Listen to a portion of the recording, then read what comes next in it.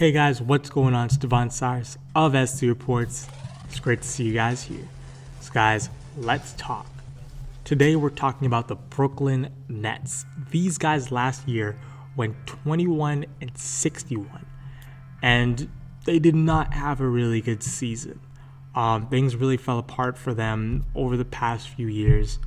But let's talk about their offseason and see how they will do. Now, you can really tell that the Nets this year are looking to tank. Their only real solid player is Brook Lopez. And everybody else is kind of either an NBA journeyman or, kind of just, you don't know what they're going to be yet. They do have Jeremy Lin, who I think will come back from, he's been very solid, but, I think that he can be a lot better on Brooklyn now that, he's going to have a lot of minutes going to him at the point guard position. They brought in Louis Scholar as well. Really, really solid big from Toronto. They brought in Anthony Bennett, who, this is probably his last chance. I'm not saying that's a solid acquisition, but, he was a number one pick for a reason. He was a good prospect. Now it's up to him to prove that he's cut his weight down and he is only focused on playing basketball and eating healthy. All these other people on this team are either prospects or NBA journeymen, which means it's very hard to gauge what this team will look like. And it does look like this is really a tank year, and they're looking to get the number one pick next year because, they brought in Donald Sloan, they brought in Grievous Vasquez, they brought in some point guards and a lot of guards, and you don't know who's going to go where. I think the best prospect that they've brought in was from the draft, Chris LeVert from Michigan. Very, very solid player. I like the dude. But, what are you going to do with this team? It's either the starting five is going to be a lot of prospects featuring Jeremy Lin and Brook Lopez, or, they're just going to let the veterans go out there and play and let most of these rookies and journeymen just watch. So, Philadelphia does have a chance to be not the worst next year. I don't know.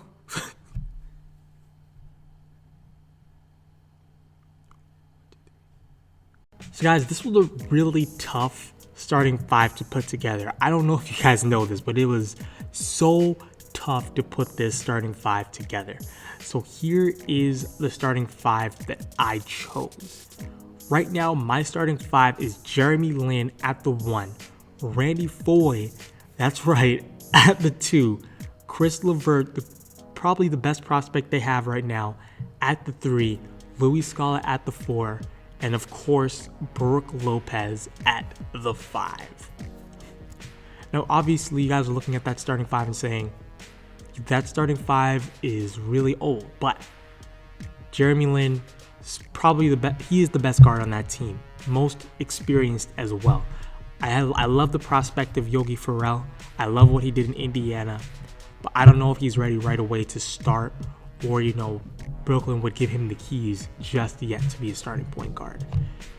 Randy Foye, probably the only shooting guard these guys could say is actually a shooting guard. Chris LeVert, just throwing a prospect in there. It's a lost season. Why not put one of your best prospects in the starting five?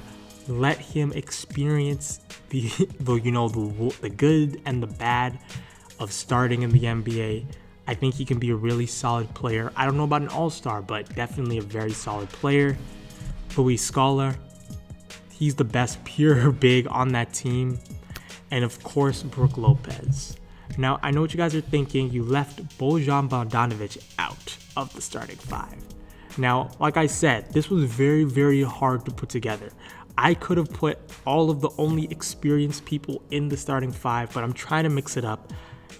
I think he might come off the bench, maybe because he might be the only scorer or other reliable person on this team to really lead somebody off the bench.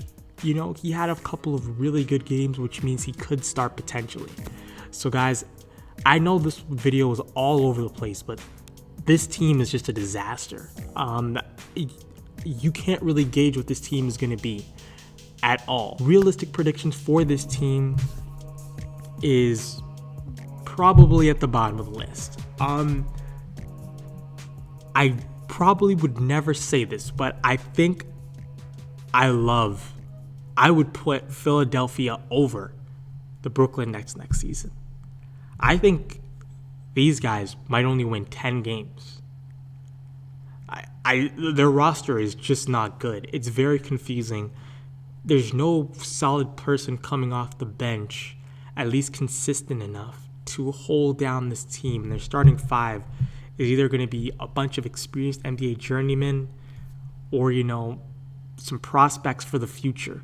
So I'm not sure how this team is going to do. So guys, that is my predictions. I hope you enjoyed this video. If you did, leave a thumbs up. Go check out my Philadelphia 76ers review right here. And if there's any way I can improve this for you guys, let me know in the comment section below. I'm all about getting better here. This is kind of trying to be my future goal, so I would love to hear from you guys. So guys, that's it for now, and I'll see you in the next video. Peace. You're the reason why